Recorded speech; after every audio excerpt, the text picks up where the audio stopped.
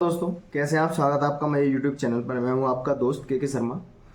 तो जैसा कि आप जानते हैं, एडमिट कार्ड रिलीज हो चुके हैं और अभी 13 तारीख से एग्ज़ाम चालू हो जाएंगे और जो कि सितंबर तक चलने वाले हैं। तो कुछ लोगों का शुरुआत में एग्ज़ाम है और कुछ लोगों का बाद में है। तो जिनका शुरुआत में है उनके लिए तो सिर्फ एक ही सलाह है कि अभी आप अपने मन को शांत रखिए।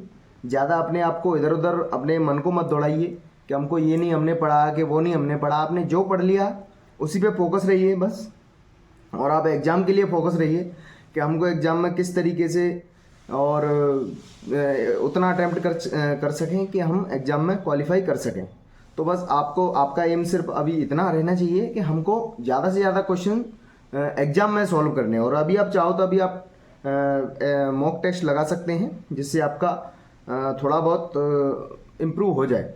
और जिनके एग्ज़ाम बाद में हैं, तो आज भी मेरे पास एक दो लोगों के ही मैसेज आए, ज़्यादा नहीं आए, कि मेरा एग्ज़ाम इतने दिन बाद है तो मैं इतने दिनों में किस तरीके से तैयारी करूं कि मैं अच्छे मार्क्स ला सकूं। तो मैं आपको बता दूं, सबसे पहला आपको काम क्या करना है कि सबसे पहले तो आप जो करंट अफेयर्स पढ़ रहे हैं आप उनको अभी बिल्कुल छोड़ दीजिए। आपने अगर नोट्स बनाए हैं या फिर आपने वीडियो जो जहाँ से आप करंट अफेयर पढ़ रहे थे जो आपने सेव कर रखी हैं, आप उनको रिपीट मोड पे देखिए। क्योंकि अभी ये समय नहीं रहा कि आप करंट अफेयर्स पढ़ें, क्योंकि आप भी जानते हो इतना आसपास की करंट अफेयर्स कोई भी किसी भी एग्जाम में नहीं पूछती हैं। तो जो पिछली आपने 6 महीने की या 1 साल की जो भी करंट अफेयर आपने पढ़ी हैं उनको आप रिवाइज करिए एक बार, अगर आपने नोट्स बनाए तो, या फिर आपने अगर वीडियो सेव कर रखी तो वीडियो को दोबारा से देखिए। 2x की स्पीड पे देख लीजिए, 1.5x की स्पीड पे देख लीजिए। जल्दी से जल्दी आप जितना भी कवर्स कर सकते हैं कर लीजिए। और उसके बाद ये तो रही बात आपकी करंट अफेयर की, जो कि 4 से 5 क्वेश्चन आपको देखने को मिलेंगे। और दूसरी बात, आपको मॉक टेस्ट लगाते रहना है। डेली डेली के मॉक टेस्ट लगाइए, कम से कम दो तो मॉक टेस्ट लगाइए। और आप ज़्यादा लगा सकते हैं तो ज़्यादा लगाइए। डिफरेंट डिफरेंट प्लेटफॉर्म पे आपको मिल जाएंगे। टेक्स्ट बुक पे मिल जाएगा और आपको बायजूस पे मिल जाएगा। मैं किसी का प्रमोट नहीं कर रहा हूँ, लेकिन ये अच्छे ऐप्स हैं, इसलिए मैं आपको एक सलाह दे रहा हूँ, ठीक है। और जैसे आप मॉक्स लगाते हैं तो मॉक्स लगाने के बाद आपने रिजल्ट देख लिया, और रिजल्ट के बाद आप क्या करते हैं, बहुत से स्टूडेंट गलती करते हैं कि आपने मॉक्स लगाए उसके बाद फिर इतने वो परेशान हो जाते हैं। उनके अगर मार्क्स कम हैं या ज़्यादा हैं तो वो खुशी इतने हो जाते हैं कि उसको फिर पलट के देखते नहीं कि उन्होंने क्या गलतियां की। चाहे उनके तुक्के में भी कई मार्क्स आए हैं, लेकिन वो उनको फिर एक बार देखने की कोशिश नहीं करते हैं। अब हम जानते हैं, देखो जैसा है कि मध्य प्रदेश का ये है कि यहाँ नेगेटिव मार्किंग नहीं है, लेकिन फिर भी अपने को पता होता है कि इस क्वेश्चन के बारे में हमको नहीं जानकारी थी, लेकिन फिर भी हमारा सही हो गया। लेकिन फिर भी उस क्वेश्चन को एक बार आपको देख लेना चाहिए कि हो सकता है फ्यूचर में उससे रिलेटेड या वही क्वेश्चन हमें देखने को मिल सकता है। और दूसरी बात, जो भी क्वेश्चन हमारे गलत हो रहे हैं, या चाहे वो मैथ के हों, रीजनिंग के हों, जीएस के हों, एमपीजीके के हों, चाहे कोई भी क्वेश्चन हो, उसको आप एक बार देखिए, उसके बारे में जानकारी लीजिए, उससे रिलेटेड इन्फॉर्मेशन प्राप्त कीजिए। चाहे इंटरनेट से करिए, चाहे बुक से करिए, कैसे भी करिए।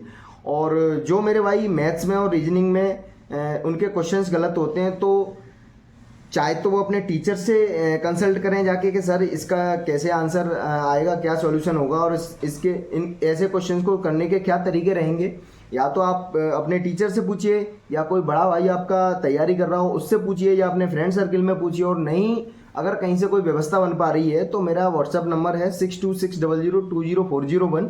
तो आप मुझे भेजिए, मैं आपकी पूरी मदद करने की कोशिश करूँगा जहाँ तक कर सकता हूँ। चाहे कोई भी क्वेश्चन हो आप मुझे सेंड कीजिए, मैं आपको उसका सॉल्यूशन बाकायदा उसको करने के तरीके और उस जैसे क्वेश्चंस के करने के तरीके भी मैं आपको बता दूंगा। तो इतनी मैं आपकी हेल्प कर सकता हूँ। और बाकी दूसरी बात आती है कि अभी आपको कोई भी एक्स्ट्रा वर्क नहीं करना है। मतलब कोई भी एक्स्ट्रा पढ़ाई नहीं करनी है कि मैं यहाँ से ये जीके पढ़ लूँ, यहाँ से वो पढ़ लूँ, मेरे आर्टिकल ये नहीं हुए हैं तो मैं ये सिलेबस पूरा कर लूँ। आप अभी सिलेबस पूरा करने के चक्कर में मत लगो। आपको सिर्फ क्या करना है कि आपको अभी सिर्फ मॉक्स पे ध्यान देना है, और जो भी आपने पढ़ रखा है, चाहे वो मैथ्स में हो, रीजनिंग में हो, जीके में हो, एमपीजीके में हो, कुछ भी हो, आपको सिर्फ रिवीजन करना है। और बहुत से लोग होते हैं जो एमपीजीके को बाद के लिए छोड़ देते हैं। मैं आपको बता दूं, एमपीजीके से आपको 5 से 7 क्वेश्चन देखने को मिलेंगे हर सेट में। हर शिफ्ट में आपको 5 से 7 क्वेश्चन मिलेंगे, तो आप इसको इग्नोर तो बिल्कुल मत करिए। और आपने अगर एमपीजीके अभी नहीं पढ़ी है तो आपको पूरा एमपी का सिलेबस नहीं पढ़ना है, आपको एमपी पीएससी का एग्जाम नहीं देना है कि आप सोच रहे हो कि हमें पूरी एमपी की इतनी मोटी किताब पढ़नी पड़ेगी। ऐसा कुछ भी नहीं है। आपको सिर्फ अभी क्या करना है, डिस्ट्रिक्ट्स के बारे में जानकारी ले लीजिए कि कौन सा डिस्ट्रिक्ट कब बना। ये वैसे क्वेश्चन आते नहीं हैं, लेकिन आप जानकारी ले लीजिए। आपने ये राजकीय पशु, राजकीय पक्षी, इनके बारे में जानकारी ले लीजिए। नदियों के उद्गम स्थल कहाँ, कौन सी नदी में जाके मिल रही है और किस नदी की कौन सी सहायक नदी है, ये सब जानकारी ले लीजिए। और नेशनल पार्क्स के बारे में, कौन से पार्क हैं यहाँ मध्य प्रदेश में, और ये नेशनल पार्क कौन से डिस्ट्रिक्ट में है, तो ये सब जानकारी ले लीजिए। यही क्वेश्चन आते हैं जहाँ से आपको 4 से 5 क्वेश्चन तो जो मैंने अभी टॉपिक आपको बताए इसी में से मिल जाएंगे। और कौन सा जिला किस चीज़ के लिए फेमस है, जैसे कि देवास किस चीज़ के लिए फेमस है, उज्जैन किस चीज़ के लिए फेमस है, इंदौर किस चीज़ के लिए फेमस है। तो ऐसे क्वेश्चंस आपको देखने को मिलेंगे जो कि बहुत ही आपको देखने में सरल लगेंगे, लेकिन वो इतने ट्रिकी रहते हैं कि आपको ऑप्शन देख के समझ में नहीं आएगा कि इसमें हम ऑप्शन लगाए क्या। तो उसको आप अगर पढ़ लेंगे 1 से 2 बार तो आपके मन में जो डाउट्स रहते हैं एग्जाम में जाके वो सारे क्लियर हो जाएंगे। तो ये तो रही एमपी की बात। एमपी का ज़्यादा सिलेबस है नहीं है मध्य प्रदेश पुलिस कांस्टेबल के लिए, तो इसमें इतना ज़्यादा लोड लेने की ज़रूरत नहीं है, क्योंकि कई सारे लड़के मैंने देखे हैं लोड लेते हैं बहुत ज़्यादा कि एमपी में पता नहीं क्या क्या ही पूछा जाएगा, क्या आएगा क्या नहीं आएगा, कोई फ़र्क नहीं पड़ता है। जब हमने एग्ज़ाम दिया था हमने एमपी को देखा भी नहीं था। जो चीज़ मैंने आपको बताई बस यही चीज़ें पढ़ी थी, और इन्हीं में से मेरे वाले शिफ्ट में 7 क्वेश्चन आए थे और मेरे 5 सही थे उनमें से। ये नदियों के बारे में, नेशनल पार्क के बारे में और डिस्ट्रिक्ट के बारे में। ये देवास का आया था मेरे एग्जाम में कि देवास किसके लिए फेमस है। तो यही सारे क्वेश्चंस आते हैं, कहीं बाहर से कोई क्वेश्चंस नहीं आते हैं। और मॉक्स का जैसे मैंने आपको बोला, मॉक्स जरूर लगाइए। मॉक्स चाहो तो आप 2 सुबह 2 शाम को भी लगा सकते हैं। अगर आपके पास इतना नहीं है तो आप बायजूस ले लो, टेक्स्ट बुक ले लो, ओले बोर्ड, और बहुत सारे ऐसे प्लेटफॉर्म हैं जहाँ पे आपको मॉक्स मिल जाएंगे। आजकल तो डिफरेंट बहुत सारे चल गए, मैं तो इतने जानता भी नहीं हूँ। मैं तो 2-3 को ही जानता हूँ जिनसे मैं करता हूँ, एग्ज़ाम लगाता हूँ। तो आप कोई भी प्लेटफॉर्म का यूज करो। और एक बात मेरी ध्यान रखना कि कभी भी डिफरेंट प्लेटफॉर्म्स के डिफरेंट लेवल रहते हैं, तो कभी भी अपने आप को डिमोटिवेट मत करना कि उधर कठिन था तो हमारे मार्क्स कम आए, हमारे मार्क्स में बढ़ ही नहीं रहे। आपको मार्क्स के मार्क्स से मतलब नहीं है, आपको रैंक आपकी क्या आ रही है और आपकी एक्यूरेसी कितनी आ रही है उससे मतलब रखिए आप अपना, ठीक है।